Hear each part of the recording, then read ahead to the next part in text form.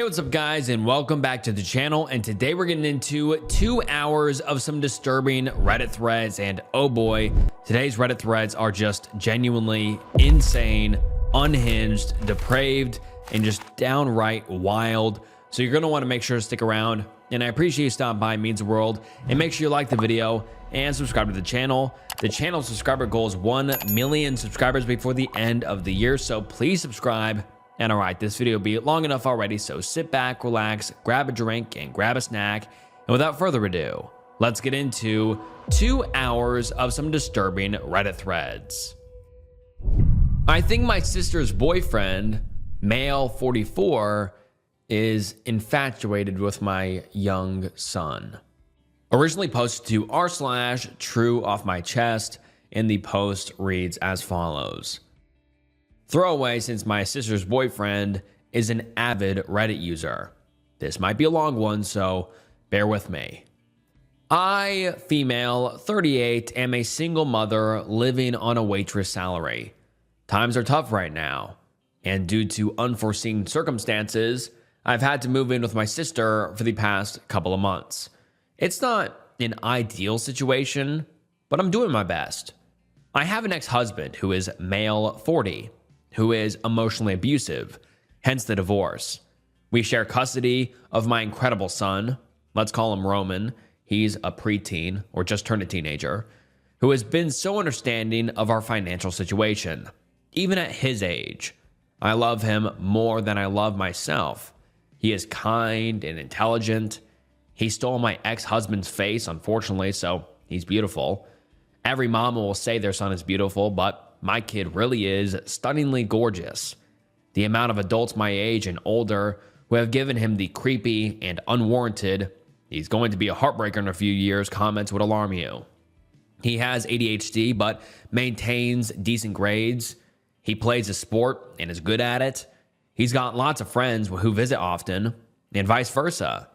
Despite the changes in our living situation, he is thriving, and I'd do anything to keep that up.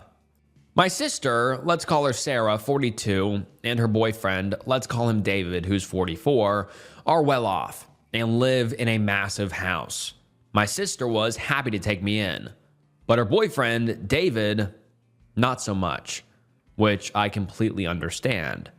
I offered to pay rent, but my sister won't have any of it, so I do chores around the house and cook as often as my work schedule will let me. I never saw much of David anyway. He was often at the bar with his friends, or working, or locked in his room playing video games. When we did see each other, he acted like I didn't exist.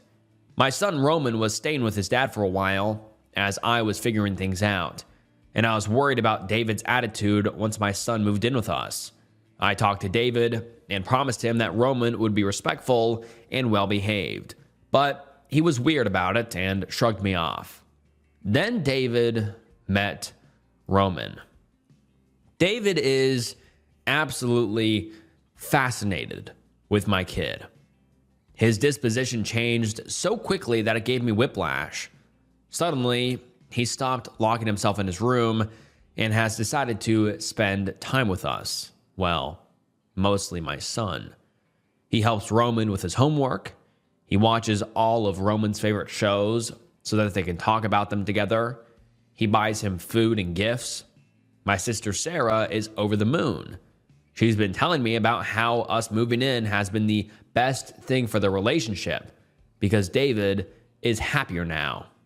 I thought it was sweet at first, but in the back of my head, I think something more nefarious could be going on.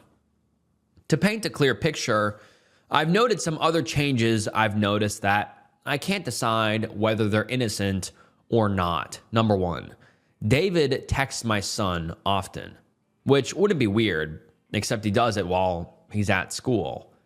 The texts themselves aren't weird at all, but David lightly scolds him for not replying sometimes. Number 2, before my son moved in, David was rarely ever home during the afternoon or evenings. He'd stay out after work and go drinking with his buddies until late in the night, a habit he's had for years. According to my sister, now he's home all the time.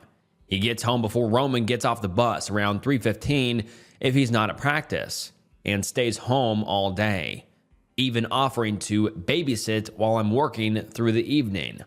He still drinks, just in the house. Number 3, last Wednesday, I woke up to use the bathroom during the middle of the night.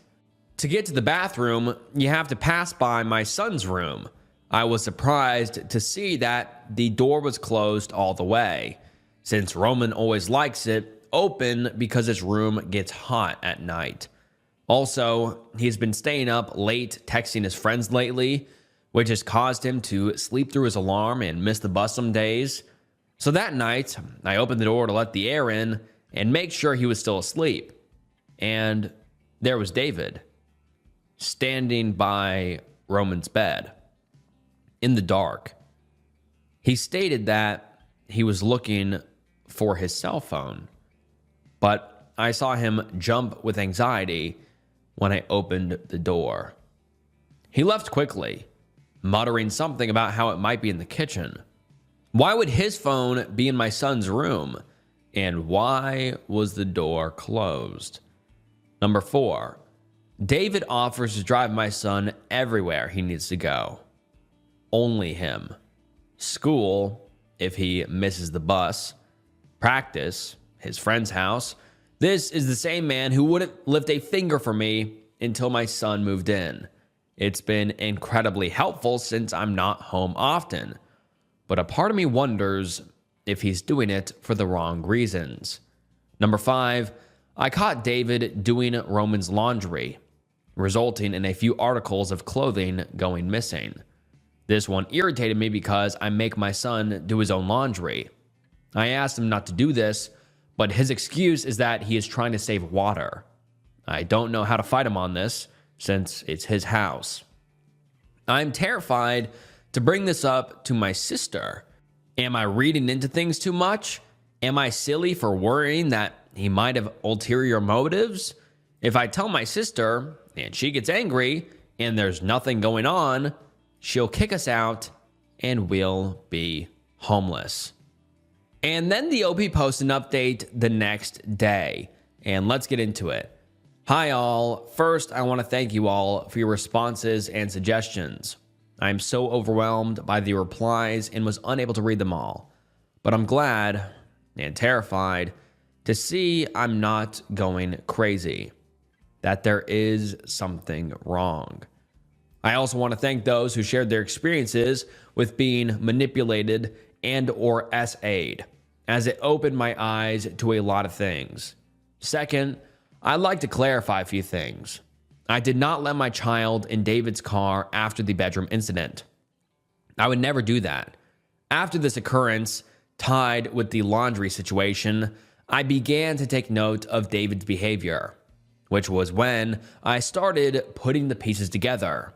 I came to Reddit shortly after, and here we are, unfortunately. Third, I'd like to address a couple questions I've seen. Number 1, David is not on any SO registry. Number 2, by saving water, David meant that he combines loads of laundry, meaning that he'll do his laundry and Roman's laundry in the same load. The laundry that I've seen go missing are mostly socks, which is typical, even when Roman was doing his own laundry. But then, Roman told me that he was missing a couple shirts and a pair of underwear. That alarmed me, since this only happened once David started doing his laundry. Massive red flag. Number 3, the texts between really are innocent. David asking him what he wants for dinner, what time he should pick him up, discussing shows they've been watching, but based on his other behavior, it's clearly a manipulation tactic, and I'll be sure that it stops immediately. No way in hell should he be texting my kid at school. Number 4, the bedroom situation in clear detail. I peeked in to make sure that Roman was asleep, and David was at the foot of his bed. The room was, of course, pitch black, and I was groggy as hell. So I didn't even register that it was him until he pushed past me to leave. I checked on my son afterwards. He was still asleep, and the blankets were fully over him. Nothing seemed out of the ordinary, but maybe I'd just intervened at the right moment. I made sure his door was open, and I left my door open as well so I could listen for any footsteps. I could not sleep after that happened. It wasn't sitting right with me. None of these are excuses. Like I said, eyes are wide open now. Fourth, I'll discuss everything with my son tonight once I get off work. A lot of you said it was a good idea, and I was already planning on doing it.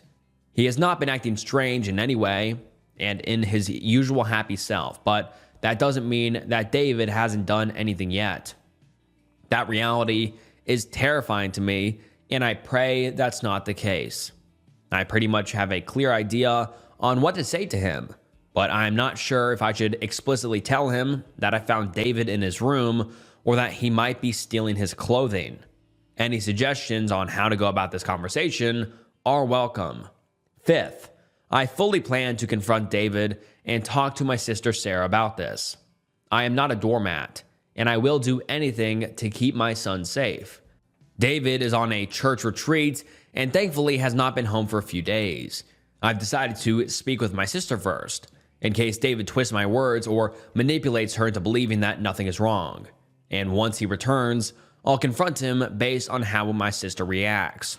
Any other suggestions on how to go about it are welcome as well. Sixth, I've read your suggestions about setting up cameras, checking for cameras, drug testing my son, and finding his missing articles of clothing. I plan on buying cameras and drug testing him once we have a conversation. I did look for cameras and found nothing, but I'll look again. I'm terrified of what I might see if I end up finding Roman's missing clothing. But I know it's just a reality that I have to face. That people can be so disgustingly vile to a minor. Lastly, I know I need to get out of this house. I know that. I'm working on it. If I could pack everything up tonight and do it, I would. I'd send him to live with my ex-husband, but he's abusive toward my son and me. More so toward me, but still. I've considered your suggestions about looking into homeless shelters, and I'm leaning toward making arrangements for that after I confront David. I'm a good mom, but I know I'm not the best mom. This past week has been hell. I should have intervened earlier. I regret that. Thank you for listening. I'll update once I follow through with my plans. And now let's get into some of the top comments. Someone says, good luck and stay safe. Tell a friend you have a difficult conversation coming up and ask them to check on you afterwards. You don't have to tell them what it's about, just that you want them to make sure you're safe afterwards, just in case there are some bad reactions.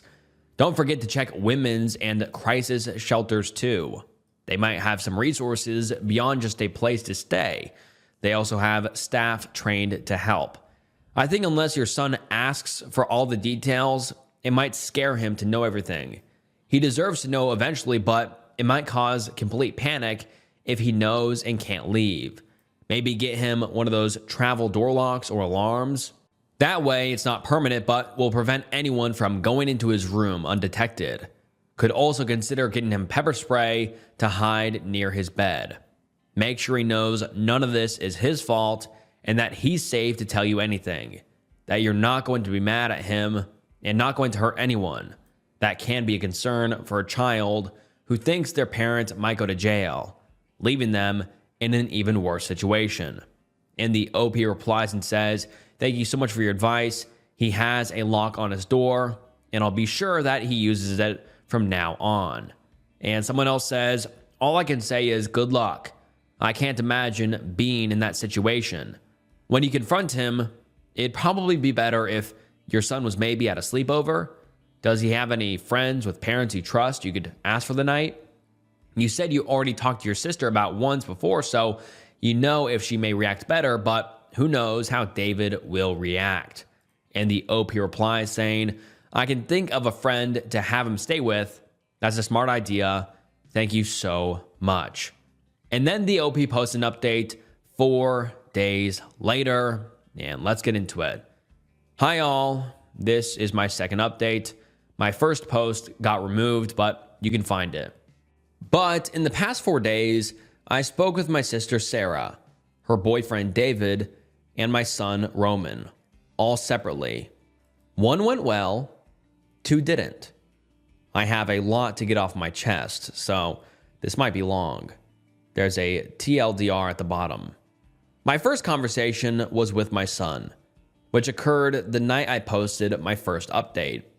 In fear of this post getting removed like my first one, I'll have to censor myself, but I think you'll understand what I'm referring to when I say that I asked my son these serious questions. Roman adamantly denied that David ever did anything to him. He seemed surprised that I asked. He said he would have told me if he had. I believe him. I know he could be lying, but I'm trying to take his word for it. My son and I have a very open and transparent relationship. The first time my ex-husband ever verbally abused him, he came straight to me and told him about it. My guard is up, but I have to give him the benefit of the doubt. Like you all advised me, I didn't bring up the bedroom or laundry situation, but I was honest with him and I told him that David's behavior toward him was inappropriate. We had to talk about boundaries, saying no, consent, etc. I drilled into him that David is not to drive him anywhere, text him anymore, and be around him alone under any circumstances. I also explained what manipulation is and that it's what David has been doing to him. He said he knew about it through a school assembly. Then he said something that broke my heart. He apologized for letting David treat him that way, that he, quote, shouldn't have fell for it. His exact words. I assured him that none of it was his fault. I want to make it clear that David is not preying on him because of how he looks or how he acts. He is doing it because he is a predator and they prey on the vulnerable. Honestly, I could tell that the conversation had left him a little shell-shocked. To know that the person you liked and trusted isn't who you thought he was would leave any kid rattled. For the entire rest of the night, he followed me around like a lost puppy. It did break my heart a little to see him like that, but I don't want him to feel a false sense of security around David, so I have no regrets about it. Sarah was next. I knew it would turn into an argument before the conversation even began. It's always been that way with her. My sister is nice, but not kind. She'll take you in off the street, but then throw it back in your face if you cross her. So I knew what I was getting into. But I had to do it not only for my kid's sake, but for hers. This is not a man I want her to be with, have children with, nor do I want him in our family. I told her that I was uncomfortable with the way David acts around Roman, and that I think it's a lot deeper than what he portrays it to be. I mentioned that I didn't like the gift giving and the constant texting, and I brought up the bedroom and laundry incidents. Like I predicted, she was more offended that I was accusing her boyfriend of manipulating my son. She didn't see how that was proof of anything. Quote, "Do you know how many socks and pairs of underwear I've lost while doing the laundry? It's probably stuck somewhere in the dryer." The more I expressed my concerns, the more defensive she got. She thinks I'm manic, essentially. She said that as soon as things got good for me, roof over my head, food in the fridge, a steady job, I intentionally screw it up because deep down, I don't think I deserve happiness. That she tries to help me every time, but I end up stabbing her in the back, like I am right now. So, she doesn't believe me. That's her prerogative. Fine. I told her that I won't be staying at her house much longer, and that I don't want David around my kid anymore. That we'll be keeping to ourselves for the rest of my short time here. She's letting me stay, surprisingly, but she said she's glad to see me go.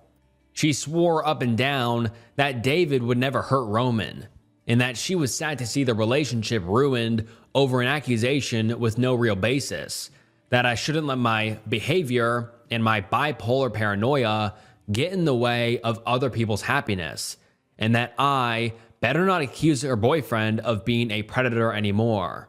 Essentially, she kept shifting the blame onto me, so I ended it there. Oh, and she told me that she wants reimbursement for things like clothing and grocery shopping, because apparently we are draining her wallet with buying so much food. Yes, an 8th grader does go through a growth spurt and eats a lot. Shocker. But I apologized and said I'd buy his and my groceries from now on. David came back from his church retreats Friday morning, which is when I confronted him. I was very upset, so I didn't go easy on him. He was thrown off by my hostility, but once he understood what I was implying, his demeanor shifted. Sit down, let's talk about it, he kept saying. Except he was the one who was nervous and looked like he was on the brink of a panic attack. I kept my composure. I asked him why he was in my son's room in the middle of the night with the door shut. He gave the same excuse that he was looking for his cell phone. I asked him why he couldn't have got it in the morning. He said that he set the alarm to 5 a.m. for work and that he didn't want to go off with my son in the room and wake him up. I asked him why he was standing over my son's bed. He admitted that he was trying to wake him up and ask him if he'd seen his phone. Did he just not say that he didn't want the alarm to wake him up?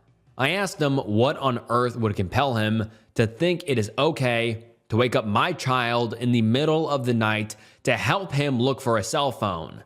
He said he wasn't thinking straight and that he was sorry. I asked him about the missing laundry as well. He adamantly denied what I was implying. He said that his and my sister's clothing get lost in the laundry all the time. That he would help me find my son's missing clothing, all while apologizing profusely. I'll admit, I was thrown off by how apologetic he was, and it made me a little soft. I thanked him for letting me stay in his house, and I apologized for not setting boundaries earlier. But I told him that from now on, I didn't feel comfortable with him being around my son. No more driving him places, buying him gifts, texting him, helping him with homework, doing his laundry, etc. I essentially told him that he is no longer allowed to be alone with my son or touch his things under any circumstances. He broke down in tears. He was hysterical. The thought of me believing that he is preying on my son made him miserable. That he'd never do that. He said, "I love him like a father loves a son." When reading my original post, a lot of you believed the same thing at first. So did I, but I just don't like the way David looks at him. Yes, I see the kindness in his eyes toward my son as he helps him with homework or watches a show with him, but there is a nuance of something covetous and sinister that I can't shake off. Anyway, I told him that it's unhealthy for him to be so fixated on a minor, and that he cannot depend on my kid for happiness. I told him that we'd be leaving very soon. More on that later. I didn't tell him where or when it was happening. He asked if there was anything he could do to rectify the situation. He suggested that the four of us sit down and talk about it. I declined. I reiterated that he is not allowed near my son anymore and left it at that. A small part of me feels like I was too harsh on him overall. Maybe he was just looking for his phone. Maybe it's a coincidence that articles of clothing are missing. But he was on his knees, sobbing, like I just pulled the rug out from underneath him. For a child he hasn't known that long, I don't think he was devastated that I'd accused him of being a predator. He was devastated that I revoked his access to my son. I'm not stupid. I once witnessed this man argue with my sister. Brutal, verbal assaults from both sides, which ended in my sister crying.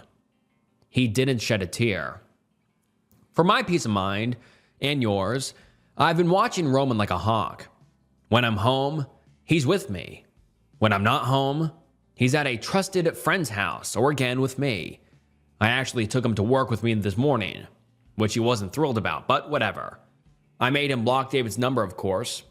We haven't been in the house since Friday, but as some of you suggested, I will sleep in his room at night instead of making him sleep in my room.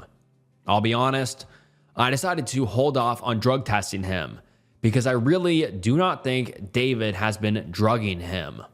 My son is naturally a heavy sleeper and has always had issues waking up for school. Even before we moved into my sister's house, I checked his text messages, and from what I've seen, he's never texted David at night. He's usually up texting his friends in a group chat. Like you all suggested, I purchased a nanny cam, specifically the one where you can watch the footage on your smartphone. I wasn't expecting it to be so pricey. I ordered them on Wednesday, and they are due to arrive tonight or Monday morning. I'll put it in my son's room and review it every day. I'm really nervous because there's a possibility that I'll see something odious, and I don't know if I can handle that. Lots of you have voiced your concerns for my kid. From what I've seen and from what he's told me, he's doing fine. We've been staying at a motel for the weekend now that David has returned from his church retreat. I wasn't taking any chances.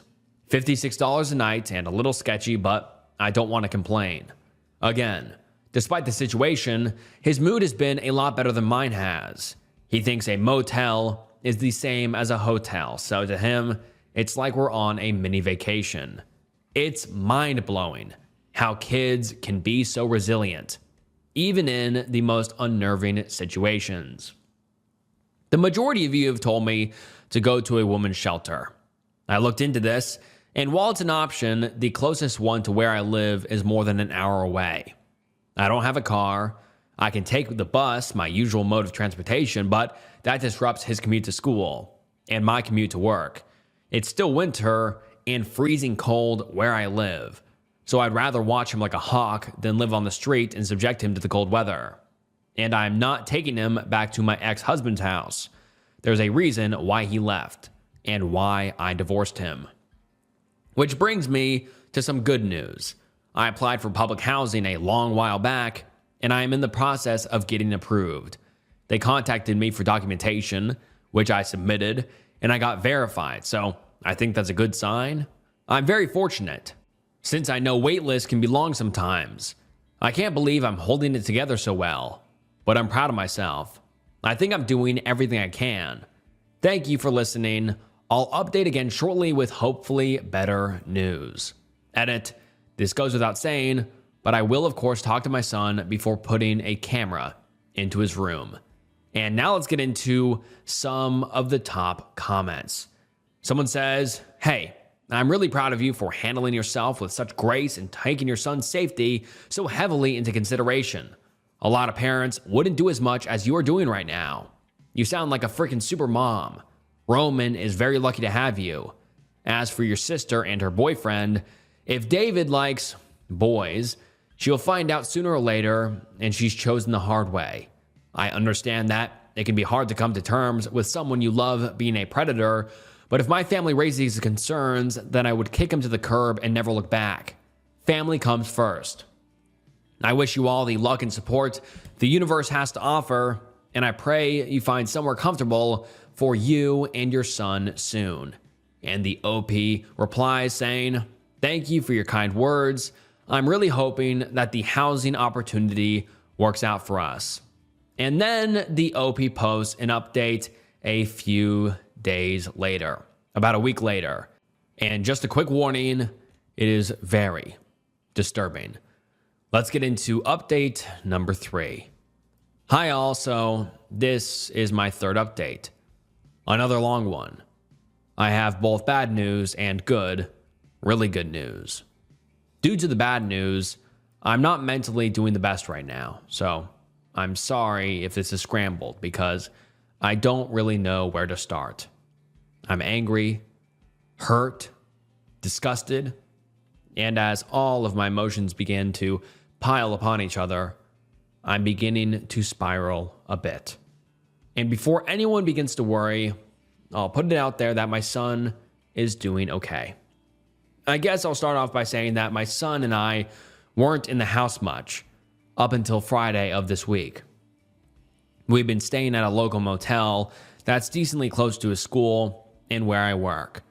I'm a waitress at a restaurant, and my manager knows I'm dealing with housing issues. So he's been a bit understanding with me when I call out. But when you don't work, you don't get paid. And between the lifts, takeouts, and motel costs, my wallet isn't doing so great. But I'm 100% making it work, and I have no regrets. But since we weren't at the house, things sort of escalated a bit. David's number is blocked on Roman's phone, but he found him on TikTok and Instagram on Monday night and messaged him there. Nothing explicit in the messages, just things like, "Did you block my number? I really miss talking to you. Is everything okay? Maybe in the future, we can talk to each other again. I'm sorry if I upset you or your mom. Are you and your mom safe? Where are you staying? Respond to me when you get a moment. I have something important to tell you." And many more like that. Just him begging my son for a conversation. I was livid when my son showed me. I think what set me off the most is that I know David messaged him because he thought my kid would respond without telling me.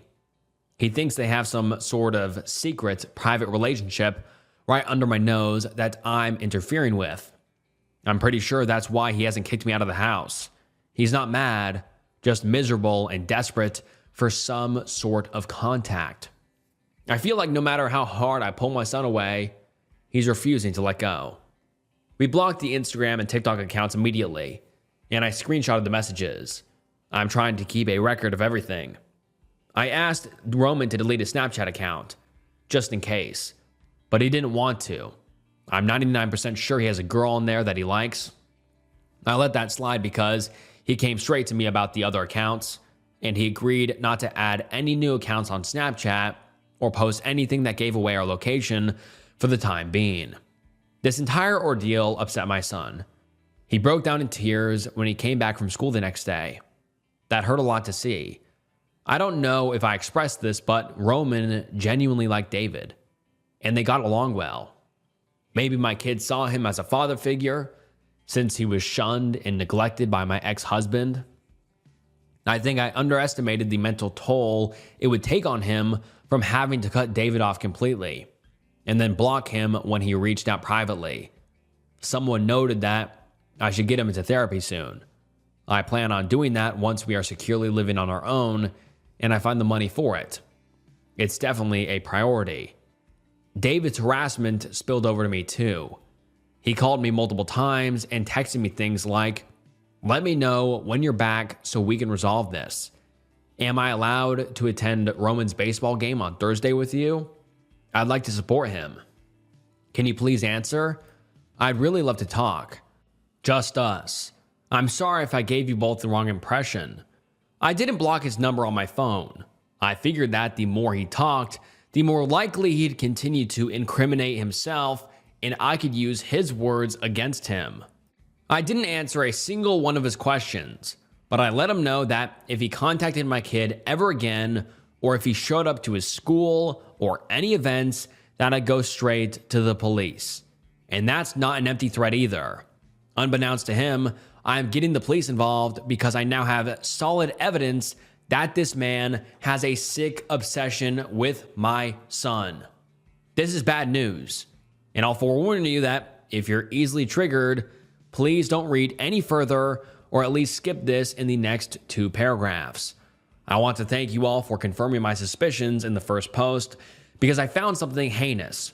I mentioned that I plan to set up a camera in Roman's room. I asked for his permission first, and he said that he didn't care since we're barely in the house anymore. The camera I chose is motion sensitive and links the footage to my phone, so I can watch it anywhere.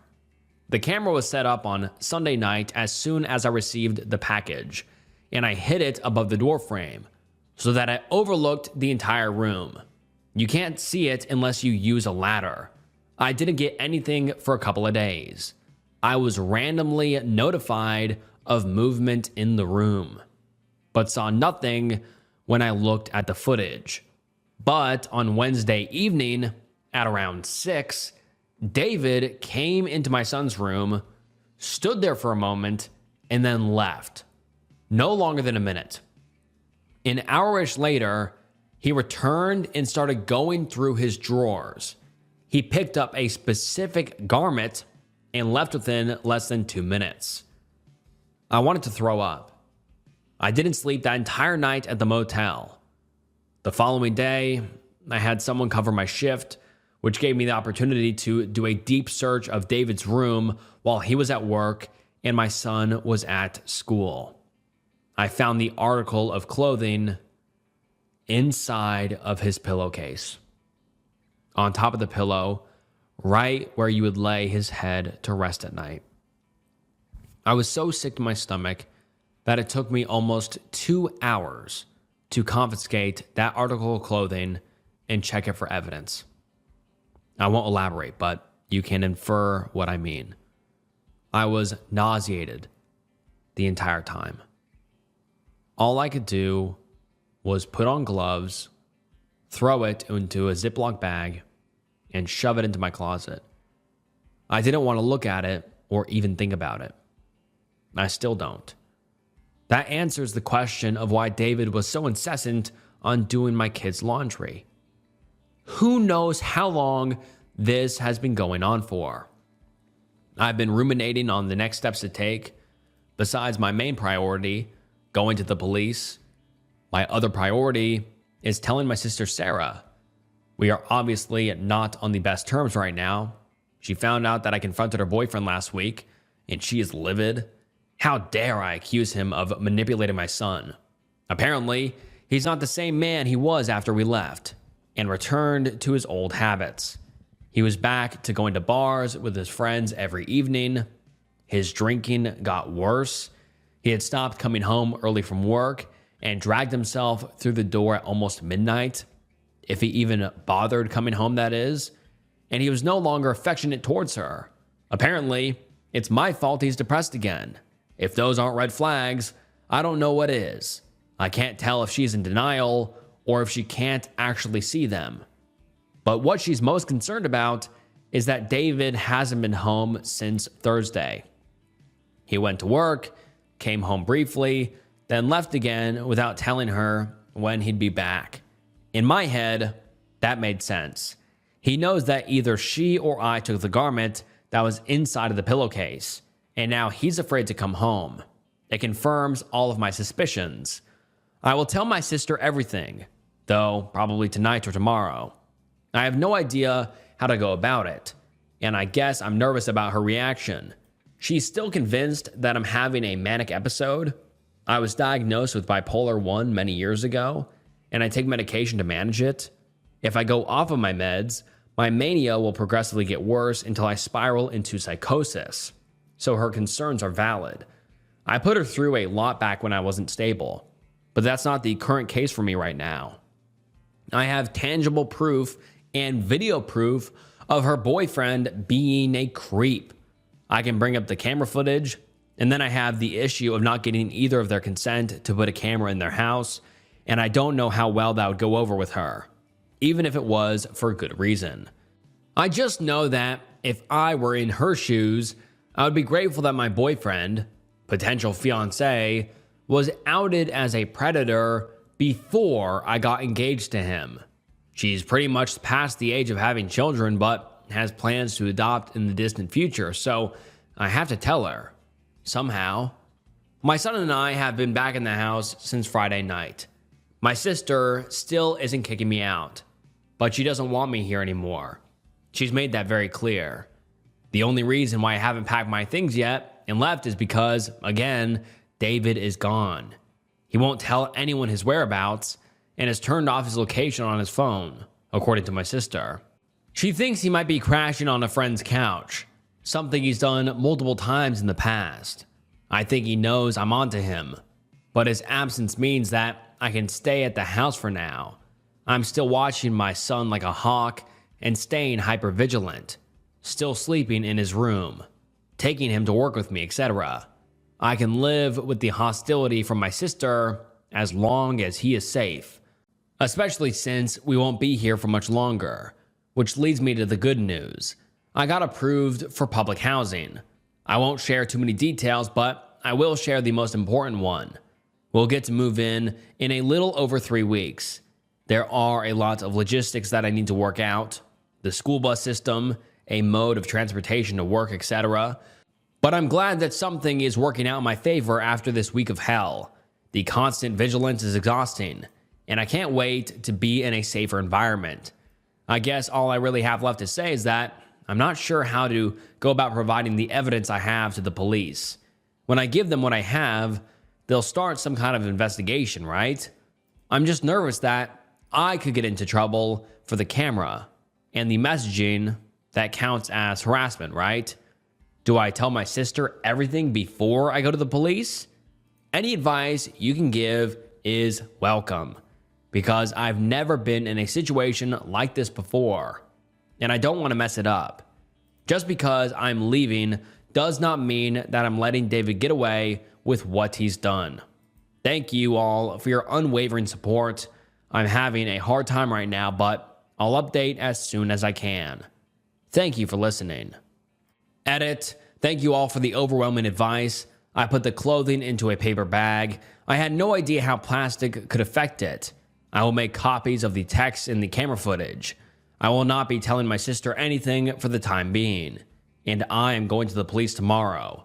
I am looking into getting a lawyer as well. Roman's school has already been informed that I am the only guardian allowed to pick him up.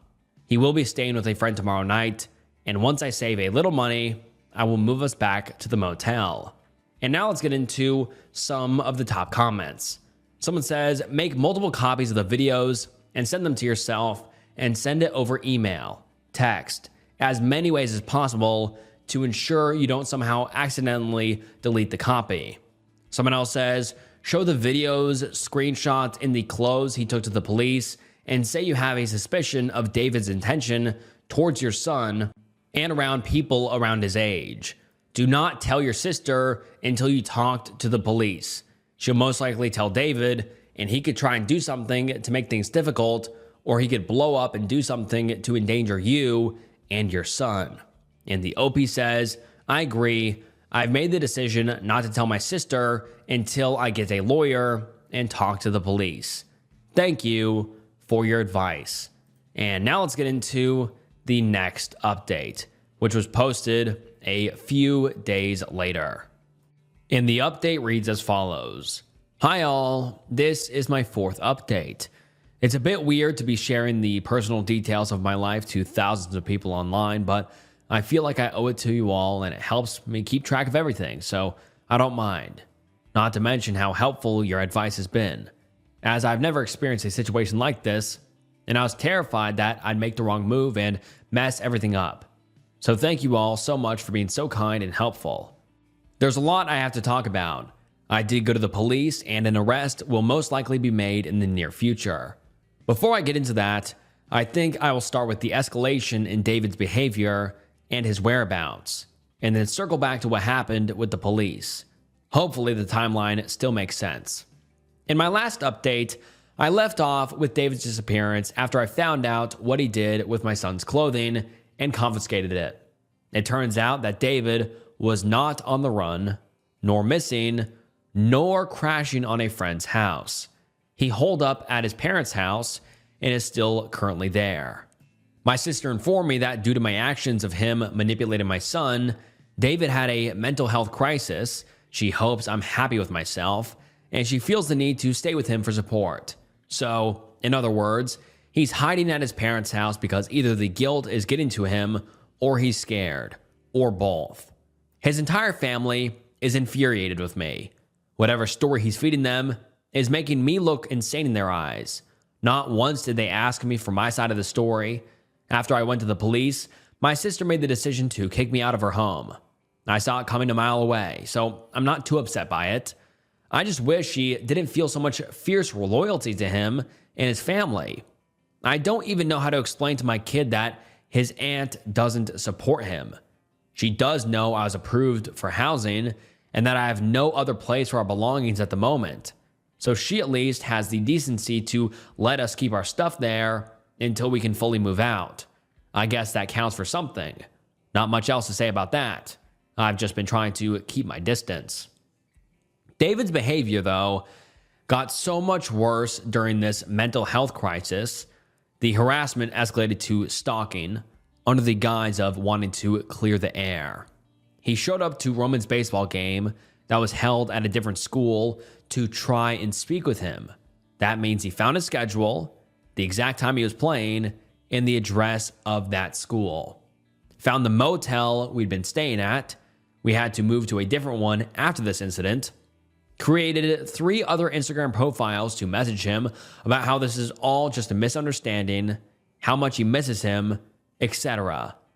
Some of these messages were awful. Things like, don't let other people make decisions for you, and you're old enough to decide who should be in your life and who shouldn't. Paragraphs and paragraphs of him pouring his heart out to my son and begging him to not tell me that he's been reaching out. This harassment has left my son completely disillusioned. After screenshotting everything, I asked him not to read the messages anymore and to just delete them. At that point, I wanted to take his phone away, but I knew he would resent me for that. Maybe I made the wrong decision. Maybe I didn't. I don't know.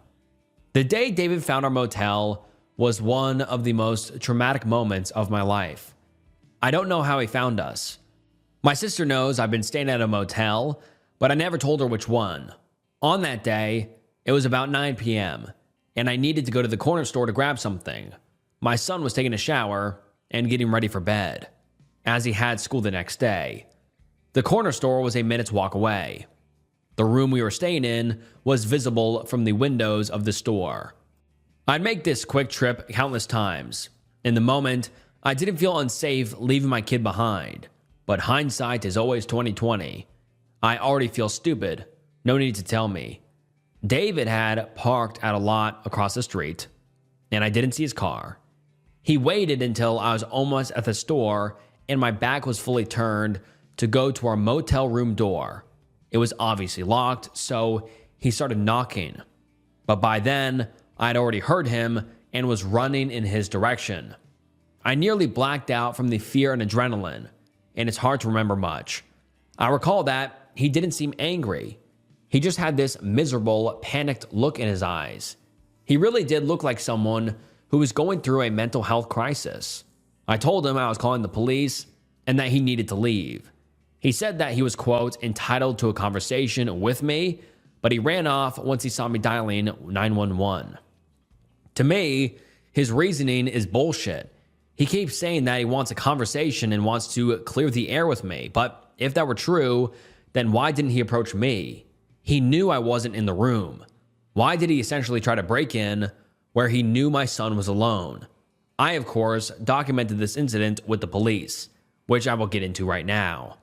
On Monday, March 27th, the day after my last update and days before the aforementioned events occurred, I went to the police for the first time. The police officer I spoke with sat me down and gave me the opportunity to talk about everything. How David was very close with Roman, when I caught him doing with his clothes, the messages, etc.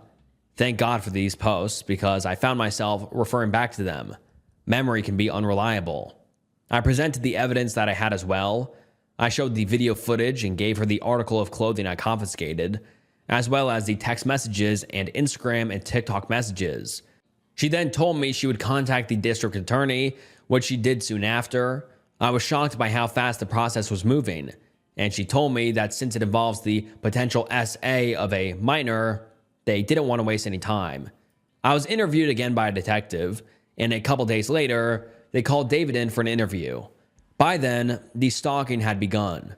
During my second interview, I showed him the new messages David sent and told him about how David showed up to the school and the motel. I don't know what they asked David during this interview, but I can imagine that he denied everything and spun up a web of lies to try and make me look crazy. I'm not really concerned about him though. With all of the evidence I have, David should be very, very nervous. A detective interviewed my son as well. This is what worried me the most. And I insisted that if they didn't have to do it, I'd rather they didn't question him at all. But they said it would help build a stronger case, and I trust them. I was told I had to be there during his interview since he is a minor. Roman only knows about the stalking and harassment, but he has no idea about what David did with his clothes. And I want to keep it that way for as long as I can. I personally asked the detective not to bring it up. I'd just like to shield him from it all. Then asked my son about the messages and the stalking, as well as their relationship. When asked about any physical contact they had, Roman brought something up that he didn't initially tell me about. He said there was one instance when he and David were in the living room watching a show called Stranger Things. David randomly placed his hand on my son's chest, left it there for a moment, then said, "I'm glad you're alive." I don't really know what to make out of that, but combined with everything else he's done, it's very disturbing. I asked my son about it afterward, and he said that he didn't tell me because it didn't make him feel uncomfortable. As an isolated event, I guess it could seem like an innocent act, so I understand why he didn't bring it up, but I don't know. All I can do is take his word for it. In terms of the case, they are now requesting a warrant of arrest with the clerk of the court. If this is granted, then David will be arrested and charged with lewd and lascivious behavior, harassment, and stalking. He could end up getting up to 5 years in prison, maybe even more. So that's where I'm at right now, waiting for the clerk's decision. The waiting game is stressful, but I'm trying to focus on the positives as much as I can. It's nice to see how fast the police and detectives are working and how serious they're taking my case. All I can do is trust that the outcome will be in my favor. After the interviews, all of David's harassment stopped. Good thing too, stalking and harassment of a minor is a felony, and I'm sure knowing that the police are onto him scared him. I'm not naive enough to feel safe though. I filed a petition for a protective order after the motel incident. I've been feeling paranoid, not a good feeling for someone who's bipolar, and having a lot of anxiety lately. Always looking over my shoulder, flinching when I see a stranger who looks like him, etc. I'm entitled to have a conversation with you, he said when he tried to break into my motel room. But I don't believe him. I think David believes he's entitled to unrestrained access to my son due to their prior relationship. The entitlement is what scares me the most. That someone can just take something because they feel like it belongs to them. I'm scared to go anywhere with my kid. Anytime he goes to school, I fear that it'll be the last time I see him. It hasn't sunk in yet that my situation has developed into this. It's been difficult for me to wrap my head around where David's sudden attachment stemmed from. I was under the impression that predators are in general weird around minors, but he never acted this way around other minors. Only mine. When he started dating my sister, she told me that David didn't want kids, and she was trying to convince him to change his mind. That's why she was so happy to see him and my son bond. Someone previously commented that in David's mind, he might believe that there's a legitimate romantic connection between him and my son. I don't know if there's any validity to that, and the idea of looking into it makes me nauseous. I'd rather not speculate and just pray that he gets arrested soon. The biggest drawback is that all of this has significantly disturbed our quality of life. I know that my kid is putting on a brave face, but he's not doing well. It's getting to him, and I knew it would. But actually seeing this siphon his happiness away is gut-wrenching. He's still doing fine at school, still eagerly partaking in sports and spending time with his friends, but every once in a while, he'll do the 1,000-yard stare. His eyes bereft of any sort of awareness. Disassociation, maybe? He used to eat a ton, but he hasn't been finishing his food lately. He constantly says he doesn't feel well. I can't afford therapy right now, but I spoke with his school counselor, and they want to start weekly meetings with him to check in, which my son was not thrilled about, as he does not want to bring any of this up at school. He is very open with me about his feelings, and we do talk about everything that's been going on, but there's only so much I can do. He needs a professional. I'm not doing well either. I am exhausted. I've never felt so overwhelmed in my entire life. My mental health is on a rapid decline. I'm not eating or sleeping normally. I can barely get through a shift at work without breaking down. Even my intrusive thoughts have been alarming and distressing. You don't think you're capable of these things until you're in the situation. There really is no going back once you find out something like that. I don't have a lot of people to talk about this. I think I need help. Hopefully, my next update is more positive. Thank you for listening.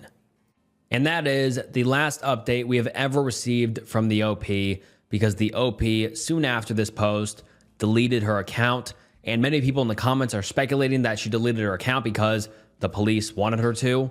Because in a lot of these Reddit threads, especially when the police are involved, the police don't want you posting an active legal case on the internet, which makes sense. And so maybe she deleted it because of that reason, or hopefully no other darker reason, because some people think that David made her delete her account, which I think is far-fetched. I think most likely the police were like, hey, stop posting this on the internet, but an extremely, extremely scary situation.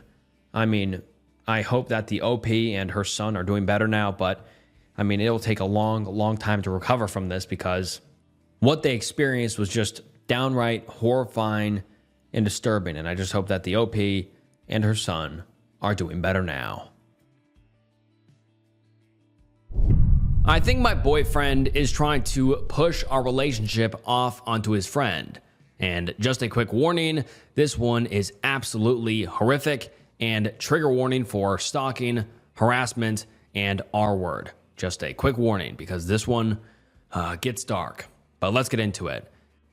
The OP originally posts on r/relationship advice and says, as the title suggests, I believe that my 24 female boyfriend, who is 26 male, is trying to actively move me to date his best friend. I've been dating my boyfriend, we'll call him Michael, for about a year now. We've known each other for years previous because we've always been in the same friends group since high school. His best friend, we'll call him John, has also been someone I've known for a long time because he's also in the group. John had asked me out years ago, but I turned him down because he's always been somewhat of a cocky guy who could never see he was ever wrong. Many people find him charming, but I think smarmy is a better word. He seemed offended, but brushed it off and even told people that I'd asked him out and he rejected me, which was fine because it didn't affect my life at all. After a few months, all was forgotten and we just pretended the other one didn't exist, and that's how it's been for years. Until Michael asked me out randomly and I decided to give it a shot.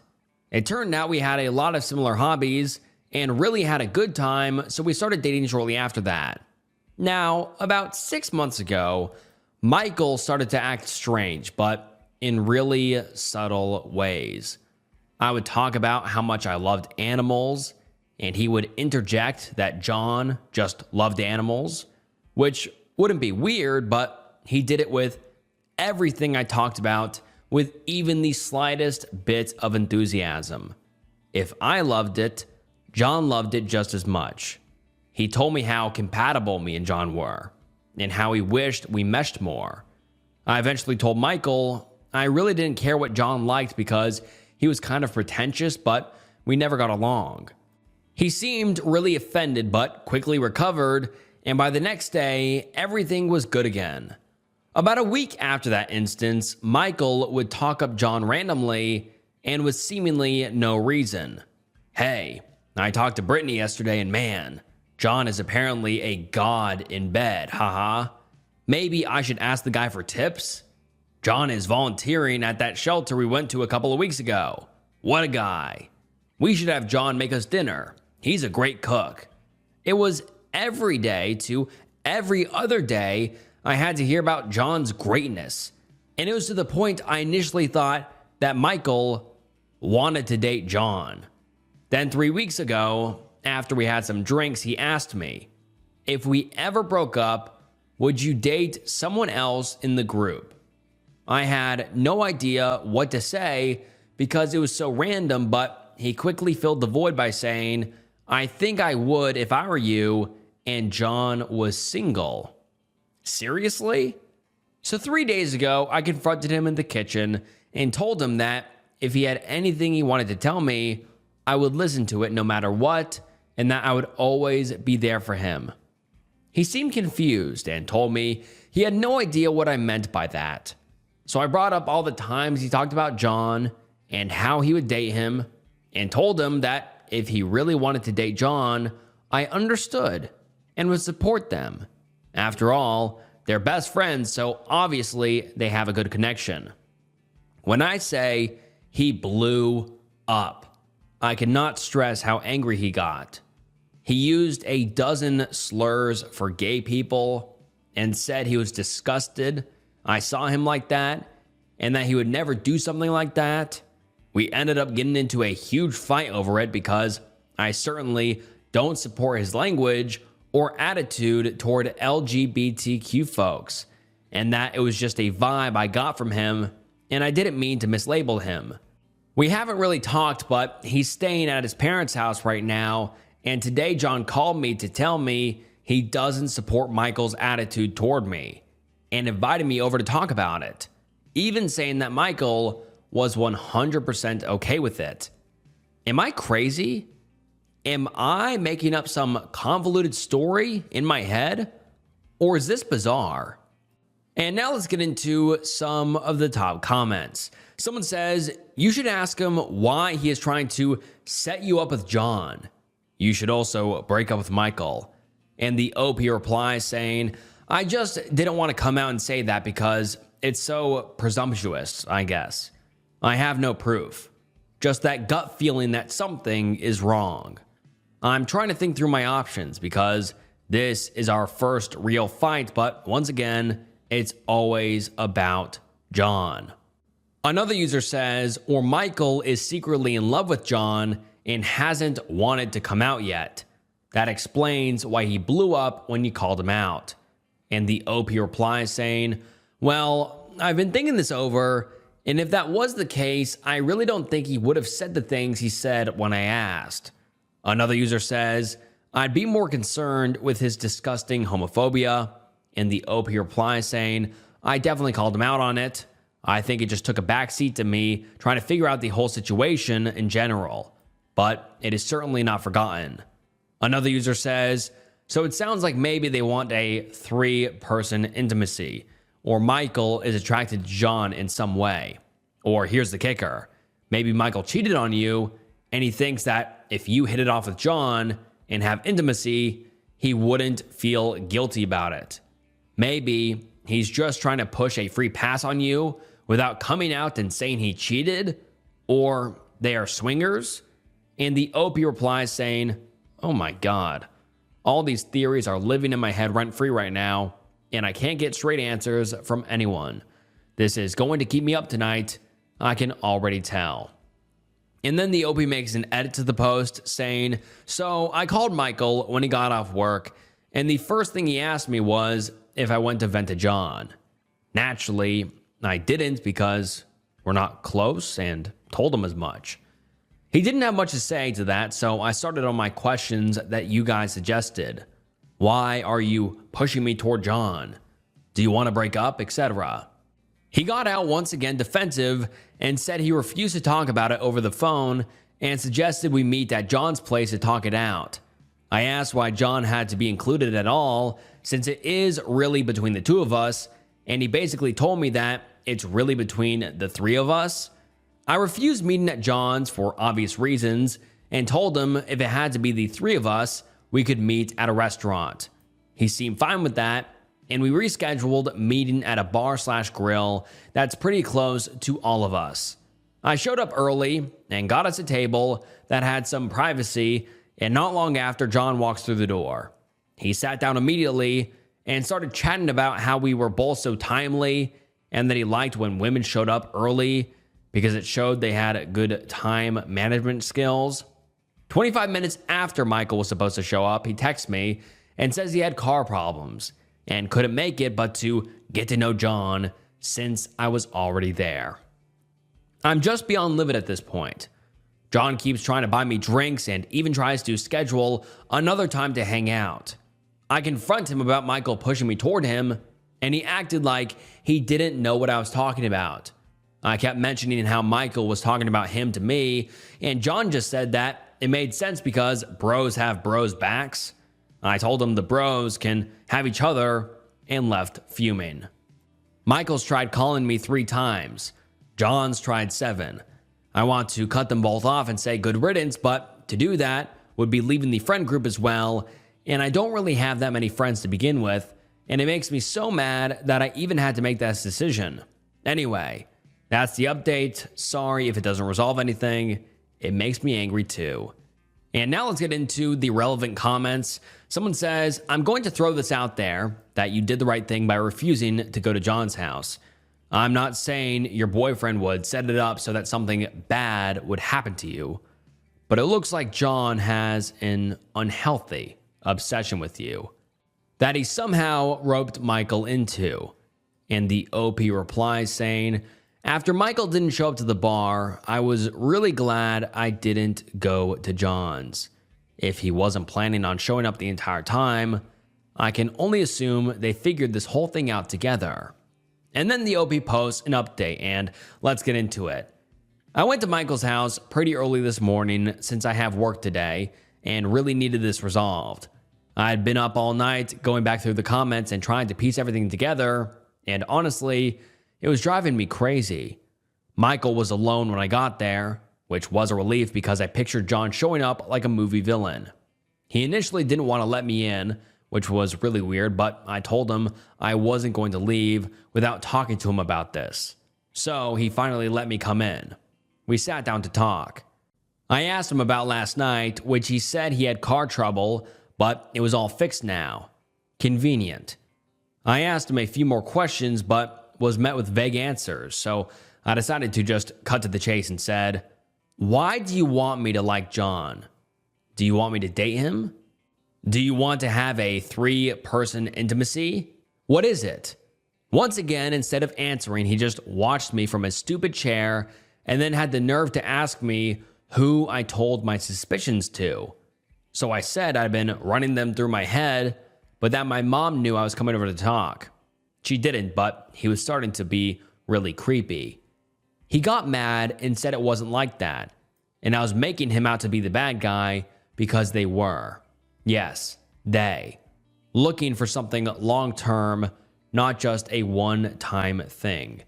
And now that all my suspicions were 100% confirmed, I told him you can't make plans, including someone else, without their consent, and that I would never be interested in anything with the 2 of them, and that I was no longer interested in anything with just him either. I started leaving and told him to never contact me again. Same goes for John.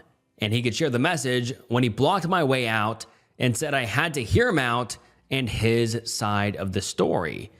I told him I didn't want to nor care to, and that he needed to let me leave because my mom was expecting me in the next half hour. He started getting frantic, saying if he could just get John over there to explain it, it would all make sense. So I ran out of the back door and used the garden exit to get to my car and locked the doors immediately. He came outside and started pounding on my windows, saying I was making a huge mistake and that I would regret this. I was bawling in my car when I backed it up to the driveway. I'm pretty sure I drove over their mailbox by accident because the back of my car has a huge dent. My car was basically out of gas, so I had to stop even though all I wanted to do was put as much space between us as possible, which is when I saw the dent. Right when I was about to leave, who else would call my name but his mom? She was on her way home from the grocery store and was worried because I looked like hell warmed over. I told her about everything that just happened and got more than a few stares from other people, but oh well, I guess I'm just the crazy lady at Maverick. His mom looked horrified for me and told me to stay as far away from him as possible. She told me to come sit with her in her car, where she proceeded to ask me when I met Michael, which was high school. She figured as much and said that in middle school, him and John R-worded a girl together and have a sealed record because they were minors and, quote, didn't mean to do it. She told me how sorry she was because she said it happened so long ago, she thought he changed. She put him in therapy and thought he was better. She said if she had any idea there might have been a chance of this happening, she would have told me immediately. I just gave her a quick bye, and I'm so scared of everything right now. I'm going to my mom's since they both know where I live. I sent a mass text out to everyone in the group detailing everything, and so far, 3 people have said they support me, so that's good, I guess. What do I even do? I'm never talking to them again. I've already blocked them both on everything I could think of, but I've been getting hidden number calls since. I'm considering going into the police station to file a harassment complaint so that it's at least documented. My mom said she's going to call my uncle who works at the court and see what the next best step is. Thank you guys so much. I don't know if I would have confronted Michael without you guys confirming how weird this was. I'm terrified, but glad that I at least know what's going on now. My mom's here's my support right now, and some of the girls are coming over later tonight just to make sure I'm okay. I'm sorry if this only makes some sense. The adrenaline still hasn't left me, and my hands are unsteady. I appreciate every single one of you who took the time to help me out because I think I got out just in time, honestly. Thank you guys. And God, that is a horrifying update, but let's get into some of the top comments. Someone says, do you think that this could have been the plan all along? John tries to get with you. When you say no, he told Mike to get with you, and that works. After a while, John tells Mike to start hyping him up, telling you how great he is to see if you're interested. They seem to have a toxic brothers for life friendship where they share everything, even girls, and don't really care if the girl wants it or not as long as it's what they want. You said in an early post, Michael was the more dominant one in their friendship. I don't believe that's the case. I don't think he does anything without John say so. When Mike was getting frantic, trying to explain, saying it'll all make sense when John gets here, I imagine he thinks John can fix anything once John says everything is fine. I imagine it's been like this since middle school. Go to the police. Tell them what they did to you, what they did in middle school. If you have any text messages, voicemail, any evidence at all that this was what they were planning, you need to give it to the police. They've done it once. They tried with you. If you stay silent, they will do it again. And the OP replies and says, I'm going in about an hour with my mom and my friend Brittany. I have screenshots of the 70 plus phone calls from unknown numbers, and Brittany is kind of my witness to them trying to find me. I don't know really what to do or say. I just really hope the police listen to what I've got to say because I wouldn't know what to do if they just dismiss it. And then a commenter replies and says, hey, how did that go with the police? You're not the only one predators have targeted. You're not alone, and you'll be safe in the end. This kind of thing happens to anyone.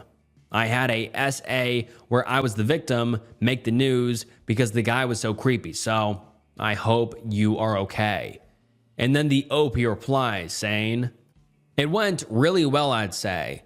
I told them what happened and even showed them this post since my writing is better than my speaking. It's all kind of a work in progress, but they were going to talk to Michael and John before filing harassment, I guess. Fingers crossed that cops showing up their houses scares them away.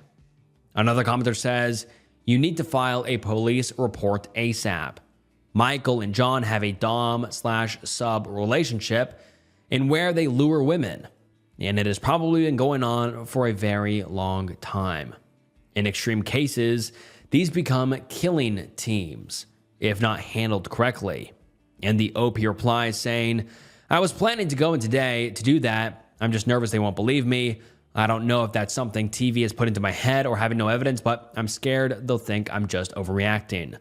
Another user says, this was the first post I ever saved on Reddit to check later because I was so worried about you. I'm glad you're safe, but good God, You dodged a hail of bullets there. I can't imagine how you must be feeling, but just know there's a stranger out here thinking of you and sending you all the positive vibes. Oh, and as for his mom, I have no words for her that are allowed on here. If your kid is messed up enough to R-word someone in middle school, there's no fixing them. Not ever. And she knows it. That's just magical thinking / delusional.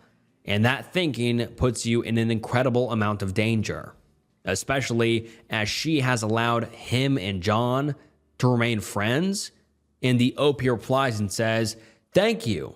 Seriously though, she didn't find it worth telling me when they were still friends?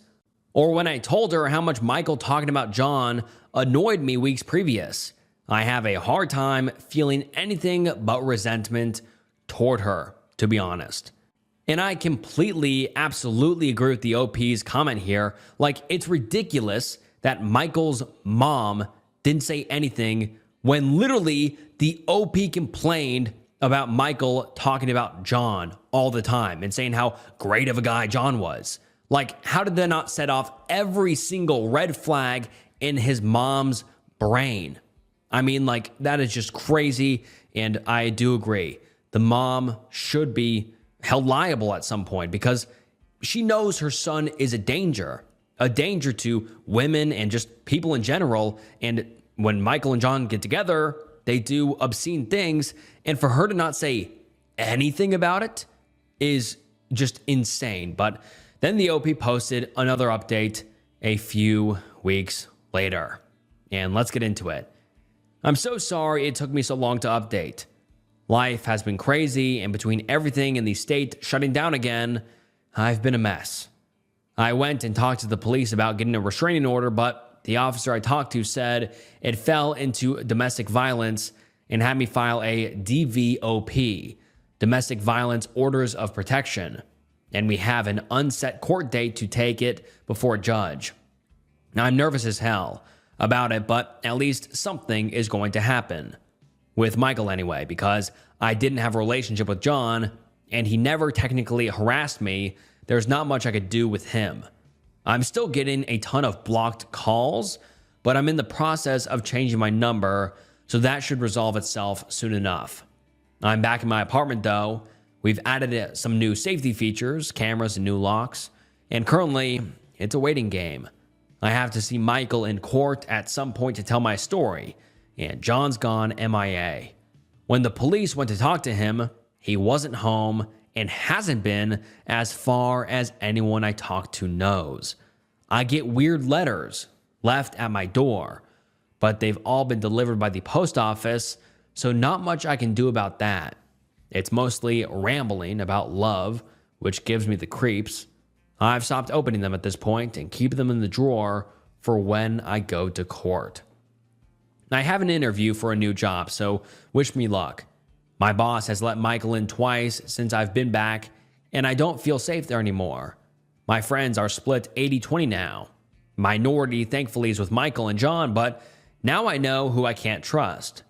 Anyone who listened to what I had to say and still think I'm being irrational because I led John on is an asshole, no way about it.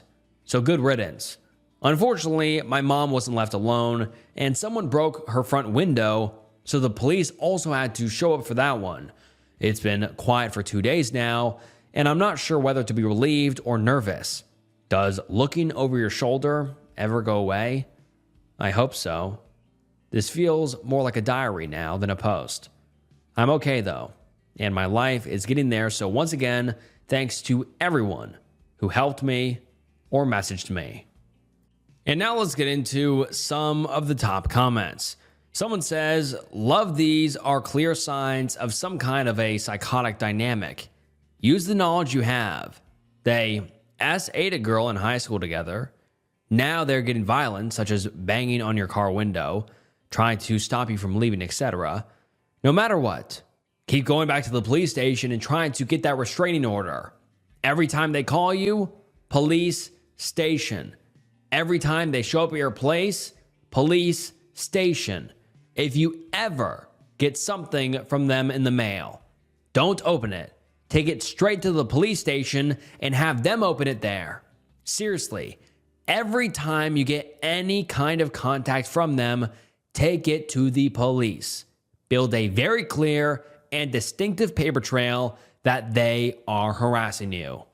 And the OP replies saying, I've been writing down every time I get a call from an unknown number, and I have screenshots of all of them. There's like 70.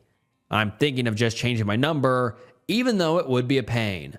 I just wish they'd go away. Michael told Brittany that I stole money from him, so he just needed to know where it was to ask about it. She didn't tell him, but do you think if I brought her to verify how they're trying to find me, it would make my case stronger? And then a few weeks later, one commenter says, just saw your final updates after all of this. Any further updates with friends, etc.? Heard more from Michael? And the OP replies saying, Michael's tried to see me a few times, but every time he attempts to, it's just another thing I can write down for my court case. He technically isn't allowed near me or my place of work while we wait, but he's tried because he can't take no for an answer. Most of my friends are still with me though, and I didn't realize how much I hoped they would be until it all calmed down and I still had them around to help me through everything. And then the OP posted another update a few weeks later after someone said, hey OP, what happened? And the OP responds saying, I got a new job and a new place to live after someone tried to break in when I was out of town. I finally got my day in court, and Michael can't be within 800 feet of me without me being able to call the police. He also can't go anywhere I typically go, which includes my new apartment building or job. The letters really helped with all of that because everything else was just my word against his situation. I asked his mom to come as a witness, but she refused to talk against her son, so whatever. But yeah, basically, I'm breathing new fresh air around here. I've seen John twice in passing, and it still gives me the creeps. He's not barred from being around me, so he makes it a point to show up public places when he can and just hang around like the weasel he is. But the police gave him a very stern and impromptu talk when he showed up to support Michael at court. I think I'm in the clear, but they just want me to know they're still around, which sadly, there isn't much I can do to stop John anyway. And that is the last update the OP has ever posted, but this is just truly one of the most horrifying threads I have ever read, and just the reason being, the OP escaped by just a hair. I mean, literally, she was in Michael's house, and Michael tried to block the door so she wouldn't get out, and she had to run out the back gate, go around the side and into her car, and he was banging on her car door, and even Michael said, hey, let's wait for John to come. Who knows what would have happened if John came? I mean, the worst could have happened easily. I mean, these two have the past of doing or committing R word. And I mean, the OP just barely escaped. And also now it's horrible that they didn't really get any sort of legal repercussions.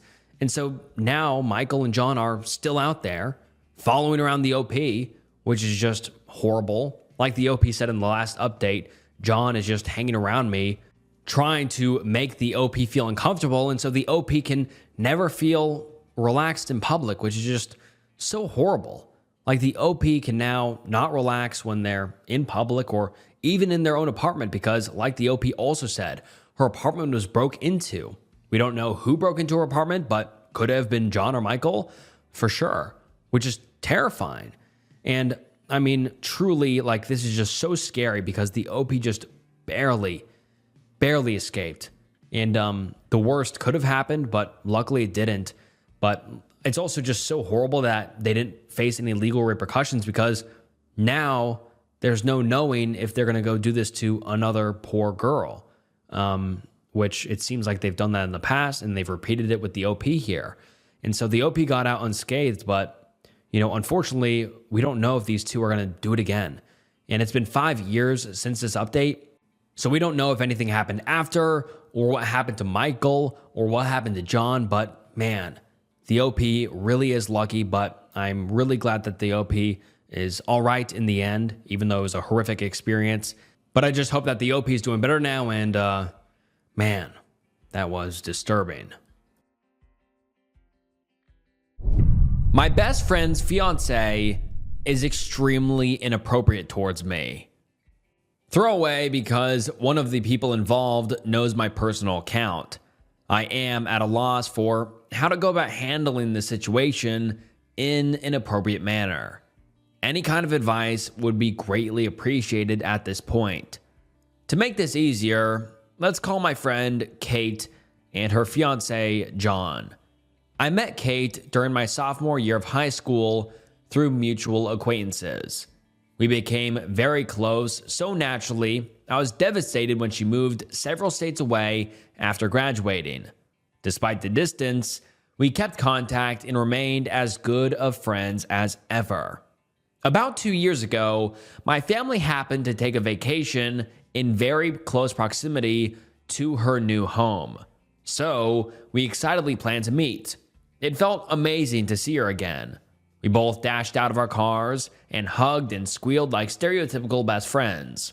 We hung out all evening and caught up with one another in person. Also, I had the chance to finally meet her fiance of 1 year. I had heard only great things about this guy, and he seemed very pleasant. Shortly after returning home, I received a text message from an unknown number. John. He thanked me for stopping by to see Kate, saying that it really lifted her spirits and he hadn't seen her so happy in a long time. Understanding the personal issues Kate had been struggling with lately, I told him I was glad to have helped. I assumed Kate had given him my number and didn't think much else about it. John would text me here and there about little, insignificant things. He'd mention a movie him and Kate were about to see and ask my opinion, or suggest to me a fun new video game they'd bought. I would answer his questions or respond to suggestions, but never carry on a conversation beyond the original topic. John would attempt to keep me talking, but I always dropped off, in part of me not being very big on texting.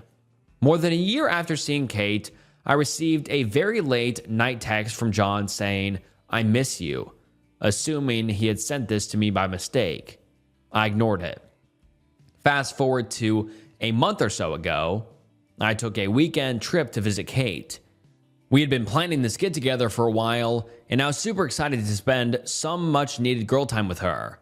I had been anticipating a chill weekend with my best friend, but nothing could have prepared me for the Twilight Zone shit I was about to walk into.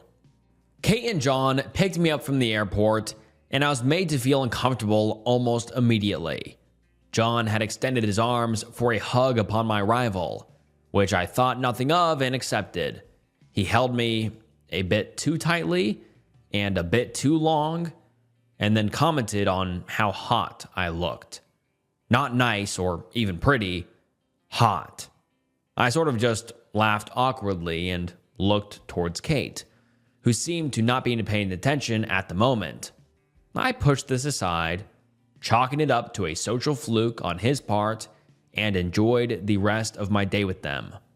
The daylight hours went smoothly, save for John suggesting several times that we all get drunk that evening. Not being a drinker, I declined him, only to have him get a little pushy with it. I politely reaffirmed my opinion, and he eventually dropped it. After returning to their home, the three of us hung out in the family room and watched a bit of television. We all began talking and somehow came to the topic of a pregnancy scare Kate had told me about a few months prior. John proceeded to tell me how stupid Kate was for way in which she was worried over a possible pregnancy. He said that he had told her several times that it was hardly possible and to stop being such a stupid fucking spaz over it. He went on to tell me that it was her own fault for forgetting her birth control and that it was bullshit for her to then expect him to use protection.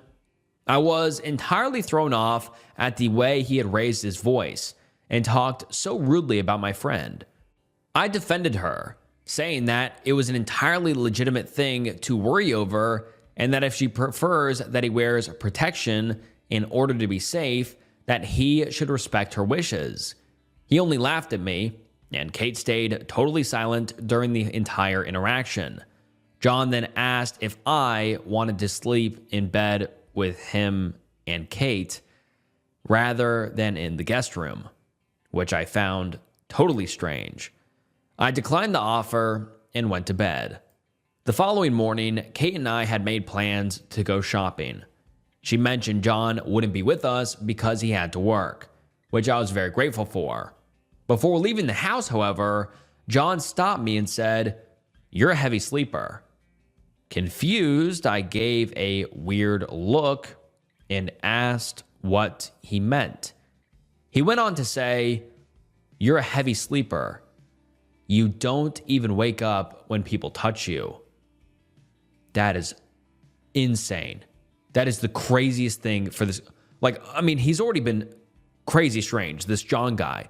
But imagine sleeping the night at your friend's house and their boyfriend or their significant other says, "You're a heavy sleeper. You don't even wake up when people touch you." That is legitimately the creepiest statement you could ever wake up to. I have no clue how this is going to proceed, but let's continue. Now, normally, I would have interrupted this as someone possibly trying to rouse me earlier by tapping my shoulder or something along those lines. But the way in which John was smirking at me and the inflection and emphasis he had put on the word touch caused me to think otherwise. I asked John what the fuck he was talking about, and he only laughed, saying it was nothing. Now, I happen to take some relatively strong sleeping pills, which Kate is aware of. These knocked me out pretty hard, but I believe I would have woken up given the chance that someone entered the room or touched me inappropriately. So I highly doubt anything actually happened, but the possibility of him touching me in my sleep makes me sick. Actually, the fact that he would say that to me just to cause anxiety makes me sick. I went on to try and enjoy my outing with Kate, which unfortunately didn't offer much solace. While stopped at a red light, Kate and I sat quietly as a group of pedestrians crossed the street. Kate made a comment on how beautiful one particular girl in the crowd happened to be. I agreed that she was a very pretty woman, only for Kate to suddenly spout out, "I'm not attracted to men." She had said this as if the words had been dying to leave her lips for years. I was pretty dumbfounded and caught off guard by the sudden confession, as I had never entertained the idea of Kate being a lesbian. She had mentioned once a short fling she shared with a girl in middle school, but claimed it to have been nothing more than a cry for attention. We joked about this here and there, but I never thought she could have been lying. I didn't answer due to lacking a decent response, so she followed up by blatantly telling me that she is a lesbian and that she doesn't love John. I asked Kate why on earth she would marry him then, and she only said, "Because I think it's what I should do." I tried to talk to her more about this, but she then told me she would prefer the subject be dropped. At this point, I was counting down the hours to my flight home the next morning, and after hearing John would be joining us for dinner, I was even more eager to get away. After meeting up with him, the three of us began walking into the restaurant, only for me to catch John's hand veering dangerously close to my butt. I shifted away, and he moved very quickly in an attempt to grab it. Luckily, I managed to jump to the side, leaving him with only his fingertips brushing my skirt. I told him to watch his fucking hands, and he just laughed again and made some kind of comment on my appearance and the fact that he couldn't help it. Dinner couldn't have gone by slower. I sat there hardly saying a word and wondering if I should just try and get a hotel room for the evening. However, my stupid self decided that I could make it one more night and save the cash. I told Kate that I was very tired the moment we got back to her place, but she insisted that I watch our favorite movie together before I have to go home. Unable to say no, the two of us head up to her room. Her roommate's bedroom is on the bottom floor next to the family room, so the television would have woken them up. About an hour into the movie, John comes in and asks to watch with us.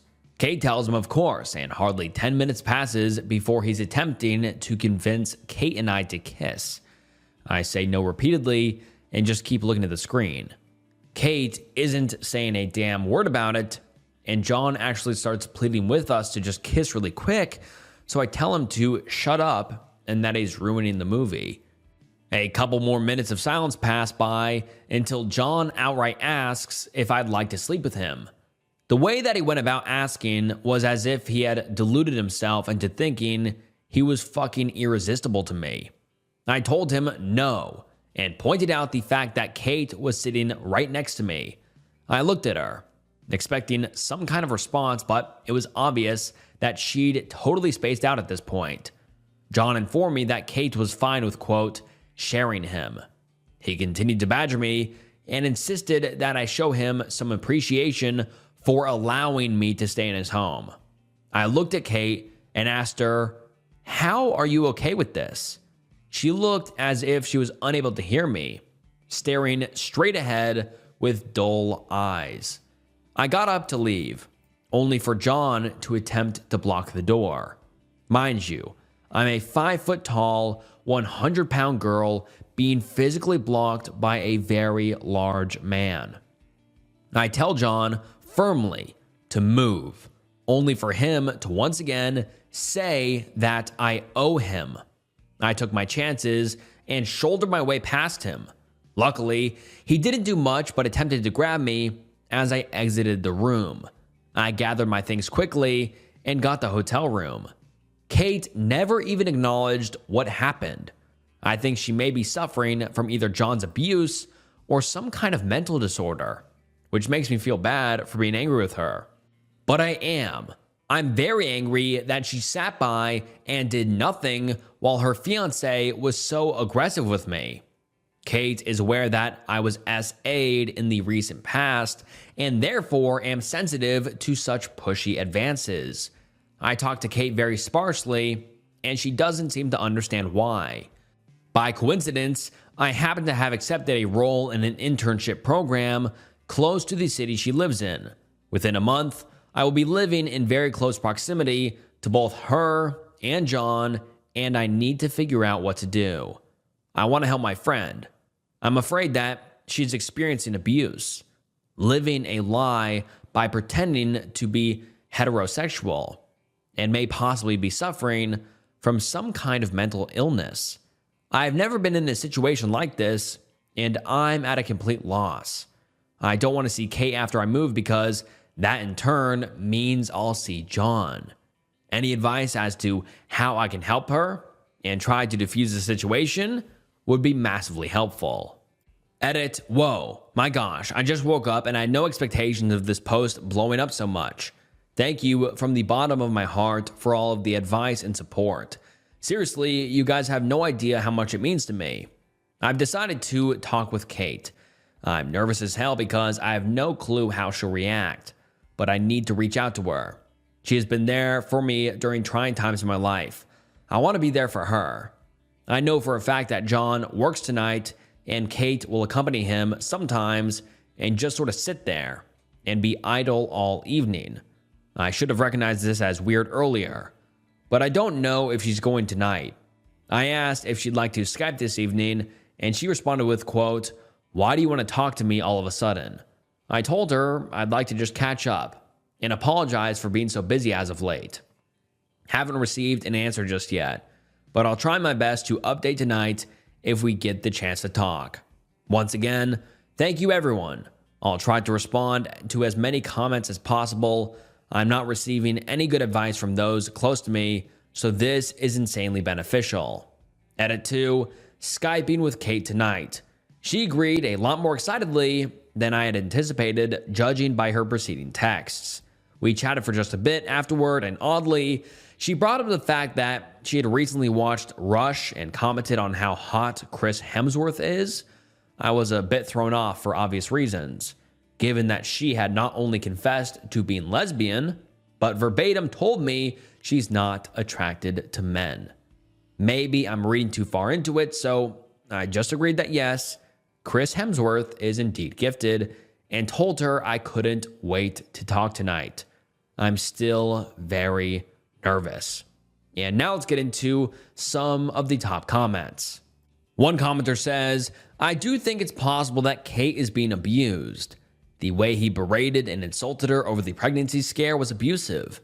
The fact that he was so comfortable making blatant grabs at you in front of her makes me think she's been conditioned and or scared into not reacting. I am very worried for her. I think when you see her in person next, you should speak to her alone and be very honest with how extremely messed up that visit was and tell her you are very worried about her. Ask her if there is any way you can help. Do you know her family? Would it be worth speaking to them about it? And then the OP responds and says, thank you so much for the advice. Everyone I've spoken to about this has told me to cut Kate out of my life, and that's not at all what I want to do. It will be extremely hard to get her alone and without John. I never took note of this before my visit, but she would always tell me how adamant John was about going every single place with her. Kate disconnected with her family after moving due to her mother being abusive and her father ignoring that fact, so no. Unfortunately, I can't contact them. She has no one to turn to. Another user says, this is way past inappropriate. I would even suggest connecting to police to ask for advice on what you could do for your friend, or a local shelter or counselor. And the OP responds and says, that's what I've been thinking about. I just have a feeling she will deny everything and refuse help. She feels some kind of obligation to marry him, which I think is due in part to her insanely religious upbringing. And another user says, obviously, there is no way to know what Kate was doing without her telling you herself. From my opinion, it sounds like Kate is only attracted to girls. Maybe she promised him that she would do something with you in front of him, hence his asking you two to kiss, and it made him think that he had a shot with you too. Maybe she was embarrassed and too fearful of your reaction to say anything, or this could have all been his idea. Nevertheless, it's creepy as hell. To tell a girl that she owes him for him allowing to be a guest there is so damn R-wordy. That, along with the whole mystery of the touching while sleeping thing, solidifies that I would stay the hell away from them. And the OP responds and says, others have suggested to me that she may have been trying to initiate three-person intimacy. She hadn't spaced out by the time John started asking us to kiss. She was just looking at me wordlessly. No matter what, I am never ever going near them again unless it's to get Kate and take her somewhere away from him. And then we don't get an update for a very long time, about 8 months, but 8 months later, the OP comes back with a much needed update. And the OP says, so, I know my original post is super old, but I received an invitation to Kate and John's wedding today. It reminded me of this whole thing, and more importantly, the fact that I never really thanked anyone for all of your supportive comments and advice. Thank you very, very much. Plenty of people have been asking for an update, but honestly, I became so busy with prepping to move that Reddit was not on my list of priorities. So, on to the update. I went through with the Skype chat as planned. Luckily, I had successfully caught Kate alone. We small talked for hardly a minute because my nerves were buzzing and I wanted to get this over with. I jumped right to it and explained to her why I've been distancing myself, that John's behavior was seriously concerning. I listed to her the exact events that had made me feel uncomfortable, both for her safety and mine. She listened in dead silence, as I'm certain this had not been her expectation for our chat. After I'd finished, I asked why she would want to spend her life with this man, especially since she'd confided in me with her intimate orientation. Kate broke down pretty quickly, and to sum it up, she's been in love with me since high school. I can't put into proper words how I feel about this part. Yes, as some of you suggested, Kate and John had been trying to set up a 3-person intimacy the entire weekend I was there. I asked her whose idea it had been, and she said it was hers, but that John was incredibly excited at the suggestion. She admitted to having planned the entire thing out with John before even inviting me to visit. She said they planned to see if the intimacy would come naturally and then try and initiate if that were not the case.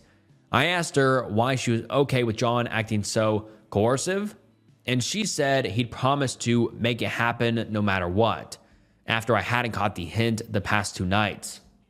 She said she felt desperate to be with me intimately and would do anything for that to happen. I asked her even if it meant having to force me, and she said maybe. So, but I would enjoy it eventually. Then I would probably have just given in, and she could have joined if John had followed through. Not gonna lie, this made me feel fucking sick. But I set those feelings aside and told her very gently that I don't reciprocate her romantic feelings, but I still care for her as a friend.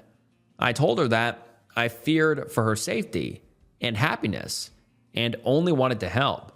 Well, that completely flipped a switch. Honestly, I've never seen Kate angry. She's a passive person to a fault, but holy shit, did she lose it on me. Kate made a total 180 and began making accusations that didn't make sense. That I was trying to steal John away from her, and that I can't have him. That his aggression towards me, as well as my past SA, was directly my fault due to how I dress and present myself. That all her insecurities are my fault because she has to put up with John talking about how I look and asking why she can't act more like me. I enjoy doing my makeup and hair, wearing dresses and heels when I go out, while Kate wears only baggy clothing and does nothing to her hair or face. It's always been this way. We just have different styles. Anyhow, she ended her tirade telling me to commit S-word. So honestly, I just got off the call after that. I feel as though Kate is dealing with issues that are far out of my league to assist with, and I could not continue speaking to her. My internship is over now, so I'm home and away from both of them. During my internship, they both attempted to contact me multiple times, but I always deleted the messages. Kate simply ignored what had transpired between us and asked why I wouldn't speak to her. Then John made a few jokes about kidnapping me. I only saw both of them once during my entire internship. I had the chance to attend a large pop culture convention, and I was seriously so stoked about it despite having no friends to go with. Luckily, I found a couple girls on Facebook through my internship group page who were also looking for people to go with. I knew for a fact Kate and John would be going, as they attend every year. Plus, the costume I chose to wear was near unmissable, so I was certain they would notice me.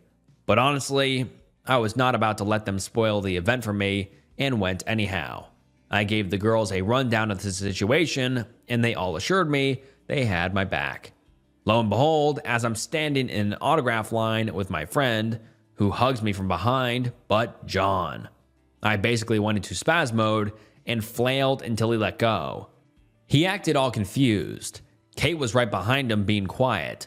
I'd like to say that I told him off like a champ, but I didn't. I was scared, honestly, so I just ran.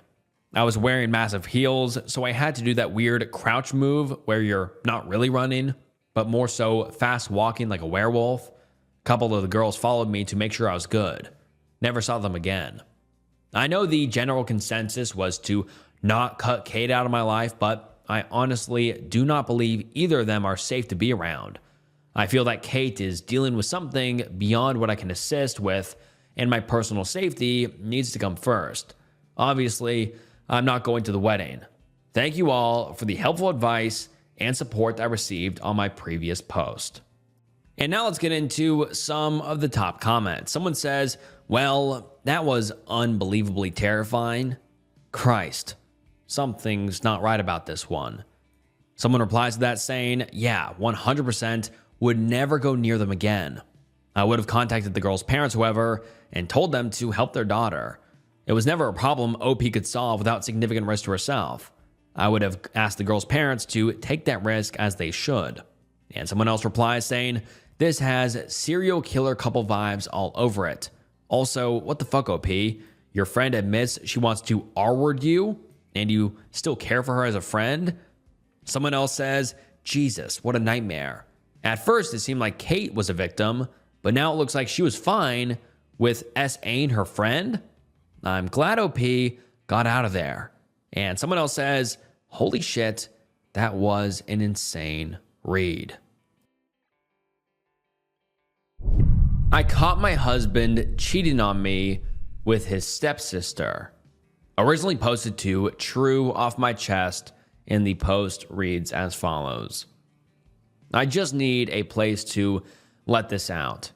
Last week, I, 29 female, caught my husband, Jack, 30 male, cheating on me with his stepsister, Claire, who is 24 female. I went out with a friend last Saturday and planned to stay at her house. Jack didn't want to be alone all night, so he said he'd just go hang out with his stepsister. They've always been close, and they ended up going to a bar. I was feeling unwell and just wanted my bed, so I decided to get an Uber and head home. I was not expecting to walk in on them having intimacy on the couch. I literally threw up on the floor by the front door. They told me they were drunk and it just kind of happened. I screamed at them both to leave. Jack refused to leave and refused to sleep on the couch. So I ended up leaving anyways and went back to my friends. I am still in shock that he actually slept with Claire. I think I'm gonna file for divorce. I am so overwhelmed and uncomfortable. Has anyone else gone through this? Please message me if so. I feel very alone and confused. Also, do I tell their parents that's why we're gonna get a divorce? I've been isolating myself a lot because of this. And now let's get into some of the top comments. Someone says, I'm guessing this wasn't the first time. I'm sorry, OP. Please don't hesitate to tell people why you're divorcing so he doesn't have the opportunity to paint you as the bad guy. Another user says, wow, I am so sorry, OP. Definitely tell their parents. I'm curious, how long have they been step-siblings? And the OP replies saying, their parents got married when they were very young. It makes me kind of sick that they've been in each other's lives since they were young and could actually do this. They've always said they consider themselves as full siblings, so this is really disturbing. Another user replies to that saying, they probably said that to throw you off. Sorry, they've probably been doing this for a very long time. And another user replies saying, I agree. I feel like something like that doesn't just happen after so many years of living as siblings. It may have been going on for a while, but what worries me is since when? There is a 6-year age difference here. Even if they did wait until she was older, 18, he'd be 24. Just the fact that he could look at her as anything other than his bratty little sister is very disturbing and concerning. So run sounds like way too much to deal with. That is not your responsibility. And someone else says, you think? Even ignoring the stepsister element, he took a girl into your home knowing you wouldn't be there to have intimacy. I'm gonna bet it is not their first time something like this has happened. Get proof, lawyer up, and tell the family. Another user comments saying, has she tried calling you? And the OP replied saying, yes. Claire tries texting me every day to apologize and is begging me not to tell anyone. And then someone replies saying, it's not your burden to keep their shameful betrayal a secret. The faster you tell people and get it out in the open, the sooner this will all be over. And then another user says, if they have been step-siblings since young ages, not only would I expect them to see each other as siblings, I'd also expect him to see her as his little sister. When he hits puberty, she would have just been very young, and it strikes me as kind of predatory for him to see her intimately. Even if they are both consenting adults now, because that attraction wouldn't just have randomly developed after all this time, it would have been there, acted upon or not, for many years. Likely when he was an adult and she was still a minor. And then the OP posted an update 5 days later, and let's get into it. I wanted more information on how long it's been going on and at what age it started. So I decided to text Claire. I told her I wouldn't tell anyone if she answered my questions. She agreed to tell me everything. I asked her when they first had intimacy. At first, she told me it was their first time, but I told her I'm not believing that. She then confessed that their first time was right before she turned 18. I'm so disgusted and extremely concerned. Then I asked her if it's still been happening since then, and she said no. She explained that they did it when she was still a minor and never did it again until last week. I don't think I can trust her though. I don't know. She also told me that Jack is the one who initiated it, but who knows if that's the truth. It very well could be though. Jack and I have been together for 5 years, married for 2. We are gonna start trying for a baby soon. So I'm crushed. I wasted so many years of my life with this man. I don't even know who he even is right now. I lied to Claire though. I 100% planned on telling their parents. Some of you say that it would be wrong to do so, but because it happened when she was still a minor, I felt like they needed to know and deal with it however they chose. They didn't believe me at first, until I showed them the screenshots of mine and Claire's conversation. They still seem to be in denial a little bit. I don't blame them though. I told them I'm filing for divorce and that I'm moving on with my life. They gave me a hug and said they'd speak to both of them, but I told my mother-in-law that I didn't want to know anything else and to please let me live in peace. She's going to respect that. I more than likely won't have any more updates, but I wanted everyone to know that I'm for sure getting a divorce and I'm going to find a therapist because I'm depressed and need the support to move on. Thank you to everyone who was kind and gave me advice and support. And now let's get into some of the top comments. Someone says, "Good luck to you. I wish you nothing but the best. Does soon-to-be ex feel any remorse at all?" And the OP replies saying, "Nope. He's been very cold towards me and refuses to leave the house, so I've been staying with my friend." Another user says, "A lot of the times when I was working with younger clients, they lied to me about certain parts of their stories, and oftentimes their lies had a part that was true. It is very well possible that she was younger than when she said. So the truth is that she was underage. The lie is about the timeline. Just saying." And someone replied saying, "Also, if intimacy happened that young, then there had to be a significant manipulation leading up to it. Contrary to what the adult websites would have us believe, step-siblings don't just suddenly decide to blink for shits and gigs and do something." And then another user says they had been step-siblings for years before she turned that age. It was absolutely manipulation.